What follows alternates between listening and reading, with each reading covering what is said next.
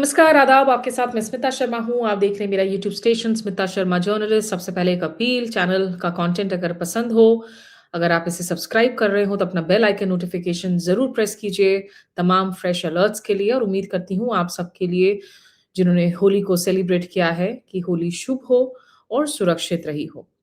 बहरहाल, हम लगातार आपको तमाम खबरें पहुँचा रहे हैं इस वक़्त खाड़ी क्षेत्रों से जुड़े हुए हालात पर, जहाँ ईरान पर पहले हमले किए, इज़राइल की तरफ से किए गए ये हमले, इज़राइल और अमेरिका ने मिलकर जो है उन पर बमबारी की, उन पर तमाम जो हैं धमाके किए, जिसमें ईरान के जो सुप्रीम कमांडर हैं, अयतुल्ला खamenei, उनकी मौत हुई।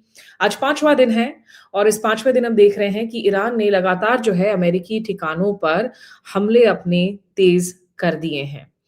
इन हमलों से बहुत नुकसान भी पहुँच रहा है अमेरिका को। ये जो तस्वीरें आप देख रहे हैं, ये उन अमेरिकी जवानों की तस्वीरें हैं जो अब पब्लिक की गई हैं, सार्वजनिक की गई हैं।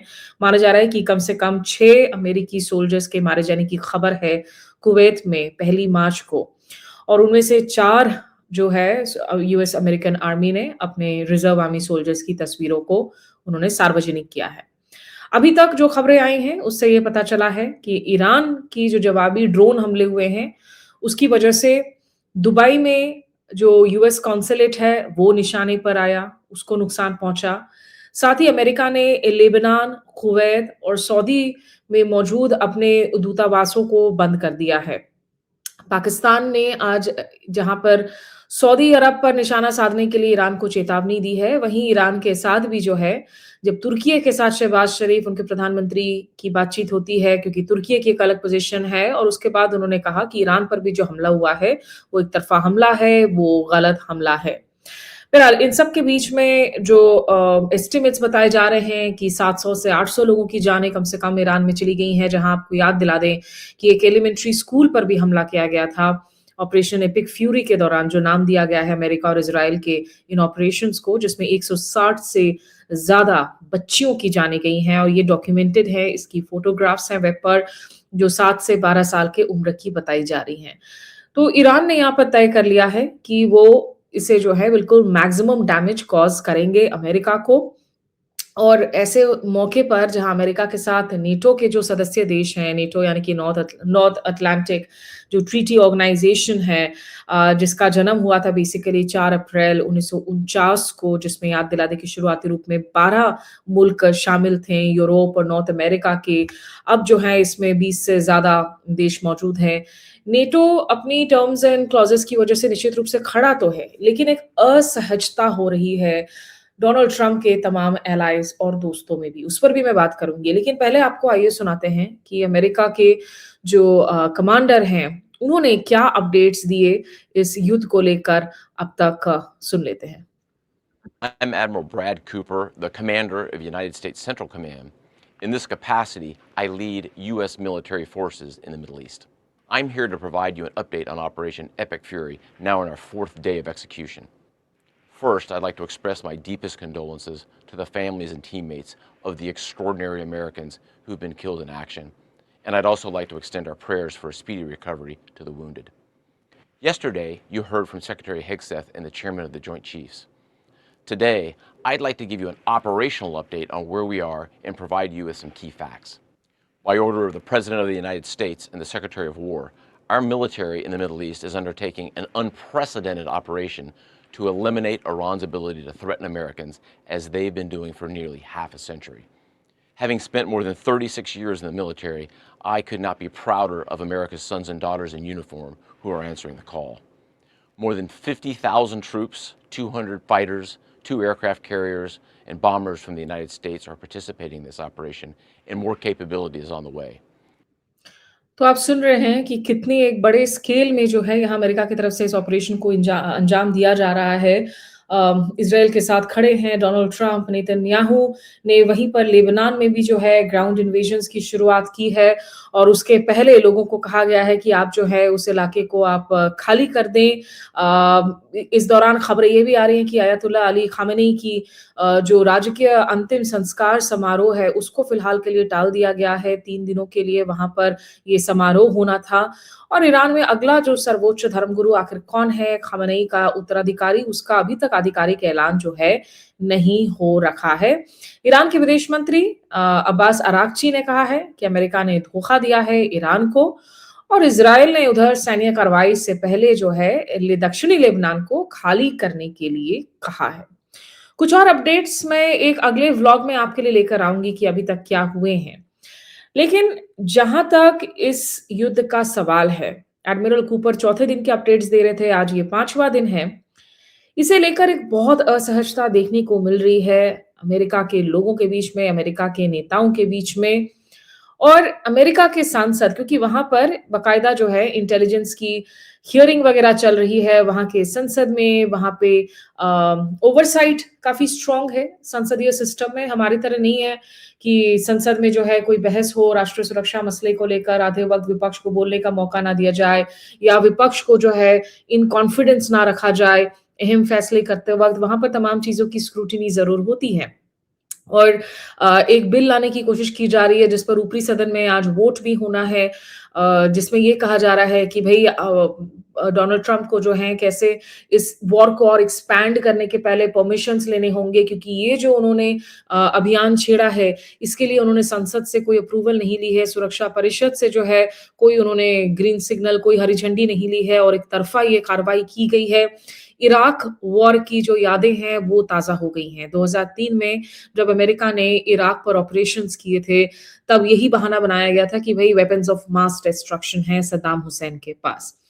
और आज 2026 में आपको उस वेपन्स ऑफ मास डिस्ट्रक्शन की हकीकत बखूबी पता है कि वो पूरी तरीके से एक छलावा था, एक झूठ था, एक ऐसा झूठ जिसमें तब ब्रिटेन के टोनी ब्लेयर जो प्रधानमंत्री थे उन्होंने भी साथ दिया था और पूरी की पूरी पश्चिमी मीडिया ने साथ दिया था। सीएनएन से लेकर तमाम जैसे न्यूज़ चैनल्स हैं, जो साथ खड़े हुए थे उस वक़्त जॉर्ज बुश के साथ में और कहा था कि नहीं-नहीं ये तो बहुत इमिनेंट थ्रेट है, वेपन्स ऑफ मास डिस्ट्रक्शन हासिल कर रहे हैं जॉर्ज बुश।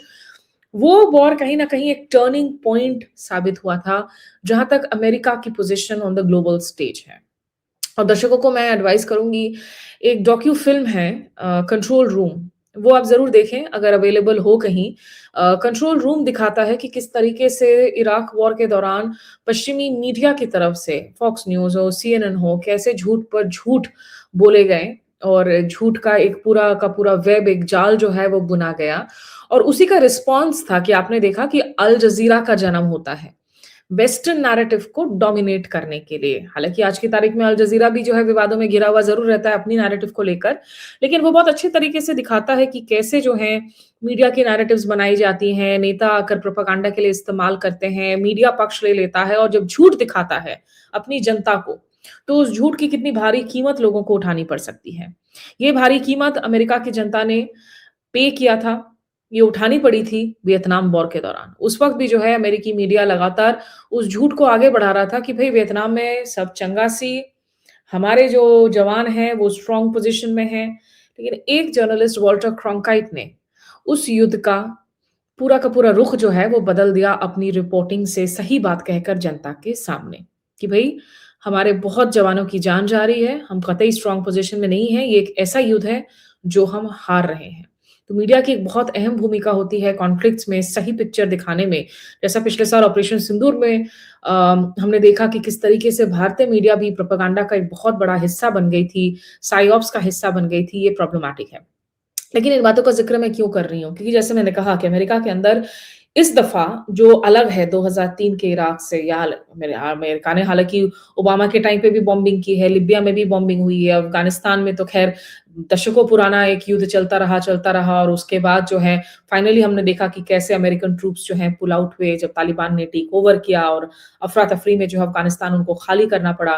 तो अमेरिका के ये जितने बॉम्बिंग के एक्सपेरिमेंट्स हैं अलग-अलग मुल्कों में, ख़ास करके वो मुल्क जहाँ पर तेल और ऊर्जा के बहुत ज़्यादा साधन होते हैं, वो तो उनके हमेशा से चलते ही रहते हैं, लेकिन कामयाब नहीं होते हैं। इस दौरान ये भी साफ है कि ऐसा लग रहा है डोनाल्ड ट्रंप की बॉडी लैंग्वेज को देखकर, डोनाल्ड ट्रंप को देखकर कि भई उन्होंने मिसकैलकुलेट किया है। शायद उनको ये लगा हो कि ईरान जो है बाकायदा बिल्कुल 2 दिनों में ही जो है अपनी घुटनों पर आ जाएगा, उसकी कारपेट बॉम्बिंग कर देंगे, ईरान झुक जाएगा, लेकिन ऐसा कुछ जो है वो नहीं हुआ है और इसकी वजह से डोनाल्ड ट्रंप की बॉडी लैंग्वेज वगैरह पर भी जो है असर देखने को मिल रहा है। और इसमें उनकी दिक्कतें बढ़ रही हैं इसलिए भी क्योंकि वहाँ के जो सांसद हैं, वो लोग सवाल पूछ रहे हैं। सेनेट में जो ऊपरी सदन में जब इंटेलिजेंस कमिटी की हियरिंग हो रही है और उनको बैकग्राउंड इंफॉर्मेशन दिया जा रहा है, बहुत सारे ऐसे सांसद हैं जो इस हियरिंग से बाहर निकल कर आते हैं और वो कहते हैं कि हमें कोई औचित्य नज़र नहीं आया कि क्यों अमेरिका इस युद्ध का हिस्सा बन गया? क्यों ईरान पर इस वक़्त आपने हमले किए इज़राइल के साथ मिलकर? इसमें सबसे पहले मैं आपको बात सुनाती हूँ एलिज़ाबेथ वॉरेन की। वो डेमोक्रेटिक सेनेटर हैं और उन्होंने कहा कि मैं पहले चिंतित थी इस युद्ध को लेकर, लेकिन अब मैं इस हियरिंग के बाद में जो बातें इस वक़्त सुनने को मिली हैं, जो क्लासिफाइड ब्रीफिंग का वो हिस्सा बनी थी ट्रम्प एडमिनिस्ट्रेशन की तरफ से, वो और चिंतित हो गई हैं। और ये एक तरफ़ा है और उन्होंने ये भी कहा कि जो अमेरिकी संविधान है, वो ये ताकत किसी को नहीं देता एक एक इंडिविजुअल को नहीं देता, बल्कि अमेरिकी संसद को ताकत देता है कि अगर आपको किसी और मुल्क पर युद्ध की शुरुआत करनी हो, अमेरिकन पीपल जो हैं, उनको जवाब चाहिए। पहले आपको सुनाते हैं कि एलिज़ाबेथ वॉरेन ने क्या कहा। Briefing on Iran, and here's what I can say. It is so much worse than you thought. You are right to be worried. Trump administration has no plan in Iran. This illegal war is based on lies, and it was launched without any imminent threat to our nation. Donald Trump still hasn't given a single clear reason for this war, and he seems to have no plan for how to end it either. Like a lot of you, I am really angry. I am angry at what Donald Trump is doing, and I feel grief for those already killed in this unnecessary conflict. And I will keep doing everything I can to fight to end this war. तो ये Elizabeth Warren हैं, जो कि Massachusetts से senator हैं, हालाँकि हैं विपक्षी डेमोक्रेटिक पार्टी की और उन्होंने कहा कि डोनाल्ड ट्रम्प की जो ब्रीफिंग हुई है ईरान पर, उससे लगता है कि उनके पास ना तो आपने अप्रूवल लिए हैं कहीं से, ना आपके पास कोई साफ गोल है कि करना क्या है। अगर रिजीम चेंज करना है, ख़ामेनेई की मौत हो गई है, तो क्या रिजीम चेंज हो गया? रिजीम चेंज आपकी नज़रों में क्या है? एग्ज़िट स्ट्रैटेजी क्या है? युद्ध शुरू करने के पहले ये तय करना बहुत ज़रूरी होता है कि युद्ध को आप किस दिशा लेकर जाएँगे, कितना खींच पाएँगे। यहाँ अमेरिका पर जो प्रेशर देखने को मिल रहा है, जिस तरीके से ईरान ने आज जो कतर में हमला किया है उसके बारे में और कुवैत में हमला किया है उसके बारे में बताती हूँ मैं आपको। वो अमेरिका की जो डिफेंस प्रिपेयर्डनेस है, वॉर प्रिपेयर्डनेस है, उस पर बहुत सारे सवालिया निशान खड़ा कर रहा है इस वक़्त क्योंकि उनकी इंटरसेप्टर मिसाइल्स वगैरह की शॉर्टेज हो रही है। और यही वजह है कि थार्ड, पेट्रियट जैसे जो डिफेंस सिस्टम्स हैं, वो साउथ कोरिया, जापान से मूव करवाए जा रहे हैं, जिससे कि साउथ कोरिया और जापान पर भी उनको भी वल्नरेबल किया जा रहा है चीन और नॉर्थ कोरिया की तरफ से। तो एलिज़ाबेथ वॉरेन जो हैं, वो अकेली नहीं हैं। उधर एक और अमेरिकी सेनेटर हैं रिचर्ड ब्लूमेंथल, वो कनेटिकट के हैं। उन्होंने वॉकआउट कर दिया क्लासिफाइड ब्रीफिंग का, क्योंकि उन्होंने कहा कि मैं इससे पहले भी कहीं जो मुझे डर था, उससे मैं कहीं ज़्यादा आज डरा हुआ हूँ कि अमेरिका कहीं अपनी सैन्य टुकड़ियों को ना भेज दे ईरान में and after seeing what we can't see, no congressional vote, no declaration. उन्होंने ये भी कहा कि सीआईए की तरफ से जो है अब कुर्दिश फोर्सेस को जो है आर्म करने की बात की जा रही है, एक अपराइजिंग के लिए ईरान के अंदर उसके बारे में बताती हूँ, लेकिन पहले सुनते हैं। Donald Trump is workshopping a war. The administration seems to be engaging in a war of choice that is needless and reckless, conducted chaotically. The president has thrust our nation into a widening war that risks almost inevitable expansion without making the case to the American people, without seeking congressional authorization, without explaining how the conflict ends, and it ought to anger the American people, that lives are put at risk, that resources are spent, that the region is now on fire without a strategy or an explanation from the President to the American people. He has failed to build support from the American people because this war is against their wishes. He knows it is against their wishes because he promised he would not engage in such a war, that he would end wars, not start them, that forever wars would be an anathema. And yet, that is the risk that we face now, a forever war. And we have seen this story before, the absence of a clear end state, the disregard for diplomacy, military action for regime change. The President risks repeating some of the most painful chapters in our history, conflicts that were entered with great confidence and bravado, but prolonged without defined purpose or exit. Unilateral action without lawful authorization. This is not how constitutional democracies decide matters of war. And we must not underestimate our adversary amidst this uncertainty. Iran is weakened, but it is far from incapable. Iranian strikes have already killed 6 service members, and the President himself has said that there will be more casualties. It is not a narrow engagement.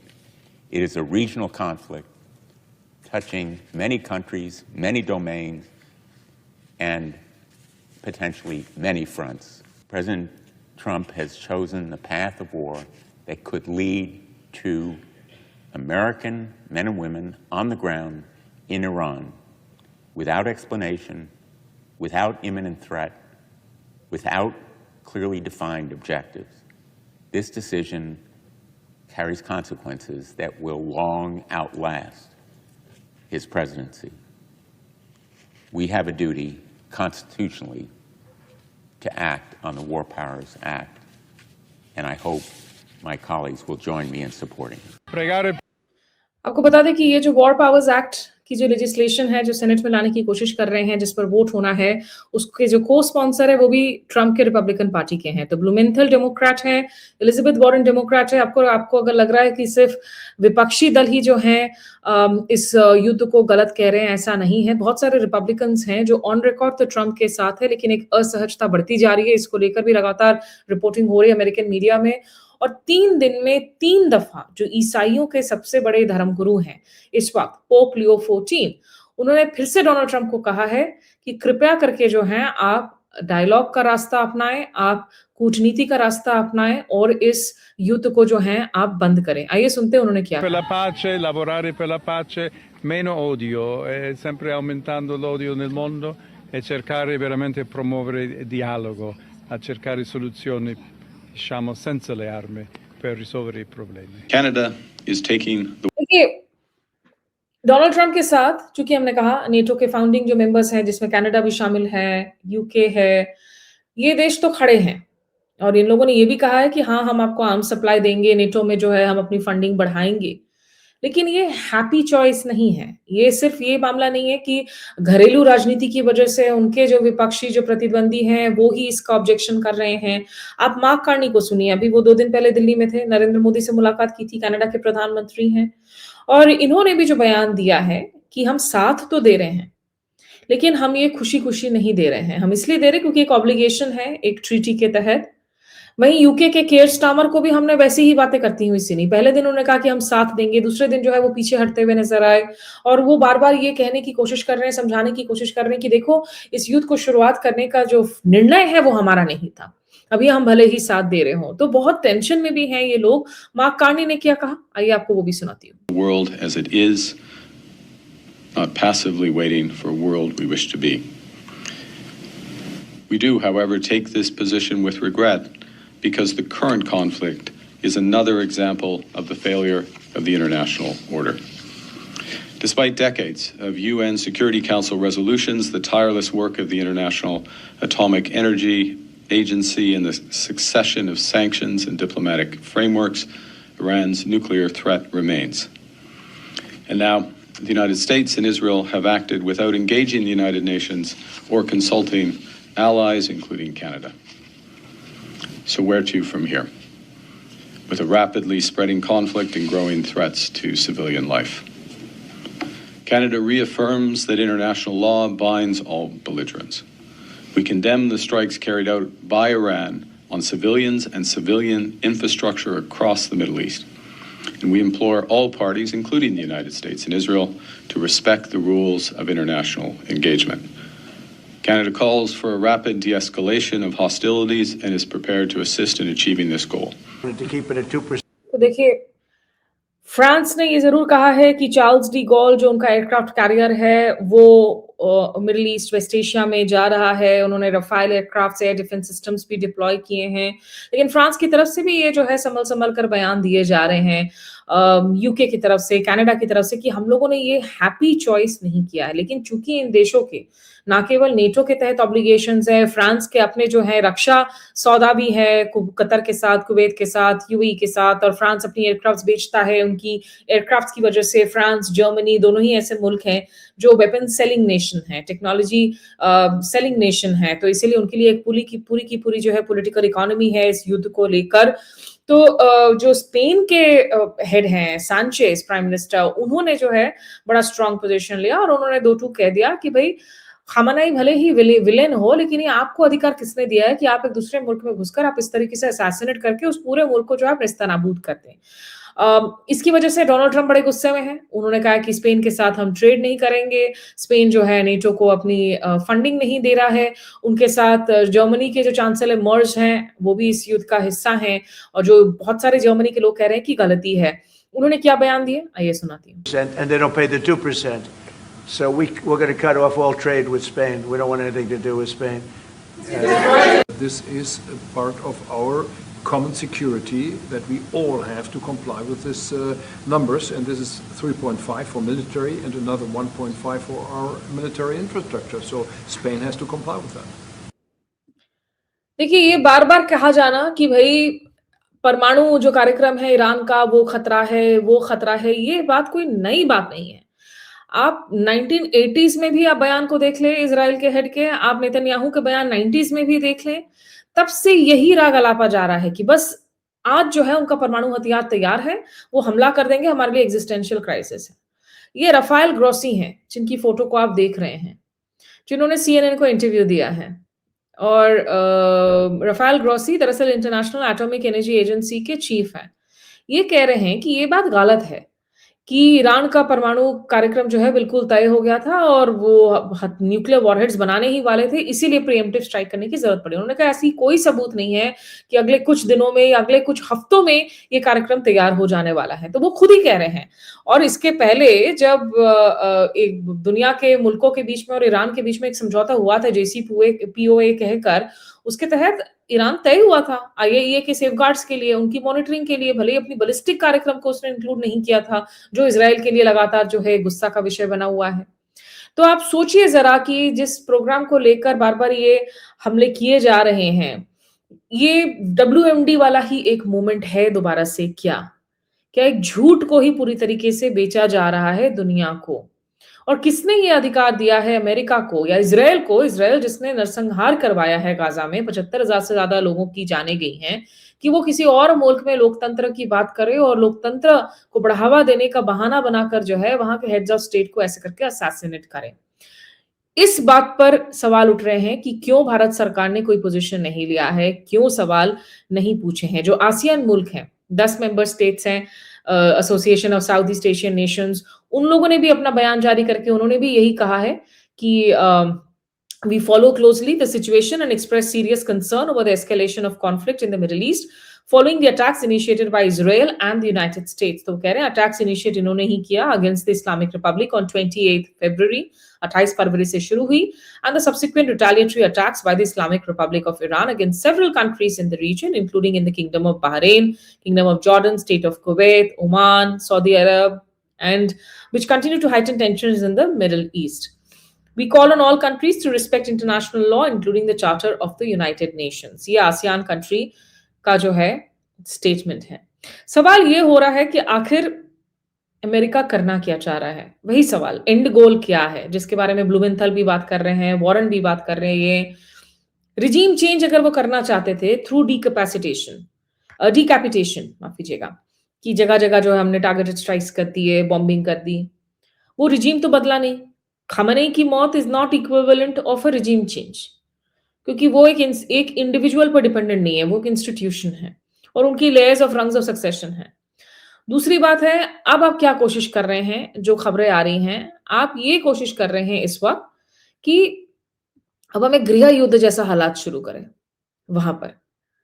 और ये हम नहीं कर रहे हैं। ये खबरें जो हैं बाकायदा वहाँ पे रिपोर्ट हो रही हैं ईरान वगैरह की तरफ से, सीएनएन वगैरह की तरफ से, कि अब ये कोशिश है कि ईरान के अंदर जो सेपरेटिस्ट फोर्सेस हैं, कर्दिश फोर्सेस हैं, उनको ट्रिगर किया जाए ताकि ईरान में गृह युद्ध जैसे हालात हो। जनवरी में भी जब प्रोटेस्ट हुए थे, तो ईरान की जो उत्तरी पश्चिमी क्षेत्र हैं, नॉर्थ वेस्ट में जो कर्दिश प्रांत है, या फिर अगर आप दक्षिण पूर्वी क्षेत्रों में देखें, जो बलूचियों का गढ़ है, बलोच इलाकों का प्रांत है, यहाँ पर खूब सारी जो है लोगों को यहाँ तो भेजा जाए, फोर्सेस को भेजा जाए, आर्म्ड रिबेलियन करवाया जाए, गृह युद्ध करवाया जाए।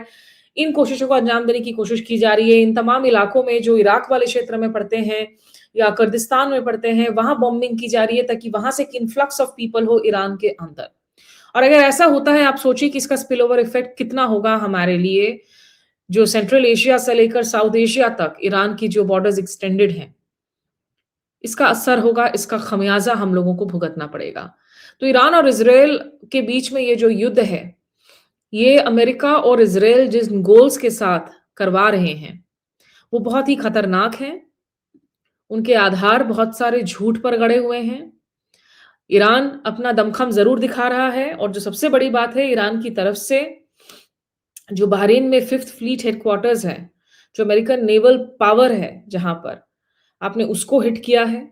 और अल उदैद जो कतर में है, जो बाकायदा जो है आपकी जो $1 अरब से ज़्यादा की कीमत वाली जो वहाँ पर रेडार है, ANTPY-2 रेडार, उसको आपने हिट किया है। जब ये हिट किया है, तो इसका मतलब है कि आपने बहुत उनके पूरी जो कोऑर्डिनेशन टर्मिनल सिस्टम है, जिसके ज़रिए रेडार सिस्टम के ज़रिए वो लोग अपनी थर्ड पेट्रियट सिस्टम्स के साथ कोऑर्डिनेट करते हैं, उसको हिट करने में कामयाब हुई है ईरान। इसकी कन्फर्मेशन है। तो ईरान ऐसा नहीं है कि ईरान टूट गया है, चरमरा गया है। ईरान ने अभी भी तमाम अपने एमिनेशंस फायर नहीं किए हैं, पूरी फुल पावर का इस्तेमाल नहीं किया है। उधर स्ट्रेट ऑफ हॉर्मुज़ को भी उन्होंने बोल दिया है कि वहां से जो है सिर्फ रूस और चीन के जो वेसल्स हैं, वो ही वहां से गुजर सकेंगी, क्योंकि इन लोगों ने उनका साथ दिया है। तो ये भारत के लिए जो है एक सोचने वाली बात है कि एक परंपरागत मित्र, एक ऐतिहासिक मित्र, उसको हमने दूर कर दिया है। और डोनाल्ड ट्रंप कह रहे हैं कि वहां से जो है वो वेसल्स को एस्कॉर्ट करने के लिए अमेरिकी मिलिट्री को भेजेंगे, अमेरिकी नेवल शिप्स को भेजेंगे, जिससे कि और ज्यादा अमेरिकी सोल्जर्स की जान जो है वो in the line of firing होगी, बॉडी बैग्स और बढ़ेंगे। तो at what cost is this war being fought, और क्यों, ये सवाल है। जिस तरीके से यहाँ पर जो है हर किसी को यहाँ झोंका जा रहा है, अब आप कुर्दिश फोर्सेस को अगर आप तैनात करना चाह रहे हैं, आप उनके ज़रिए अपराइज़िंग करवाना चाह रहे हैं, गृह युद्ध करवाना चाह रहे हैं, इसका मतलब है कि आपकी स्ट्रैटेजी कोई थी नहीं थॉट अबाउट, कि हम खamenei को अगर हम खत्म कर लेते हैं, तो हम किसको इंस्टॉल कर देंगे, कौन पपेट रिजीम होगा हमारे लिए, ये सब कुछ नहीं है। इंटरनल रूप से अभी भी आपको उस तरह का सपोर्ट नहीं मिला, जैसा कि आपने शायद सोचा था कि आपको मिलेगा। तो मैंने कहा कि ये कुछ अपडेट्स दूँ, और ये एलिज़ाबेथ वॉरेन, ब्लूमेंथाल जैसे बहुत आवाज़ें हैं, जो आज इस सेनेट के हियरिंग के बाद में आकर और ज़्यादा चिंतित दिखें। कुछ और अपडेट्स के साथ थोड़ी देर में मैं हाजिर होती हूँ आपके साथ में। तब तक मैंने कहा कि अभी तक ये जो बातें हैं कि आखिर अमेरिका का प्लान क्या है, एग्जिट प्लान क्या है, स्ट्रैटेजी क्या है, और क्यों अमेरिकी सांसद इस वक्त चिंतित हैं डोनाल्ड ट्रंप के इस एपिक फ्यूरी ऑपरेशन को लेकर, ये मैं आप लोगों को जरा अब तक बताऊं। हमारे साथ जुड़ने के लिए शुक्रिया। नमस्कार, आदाब।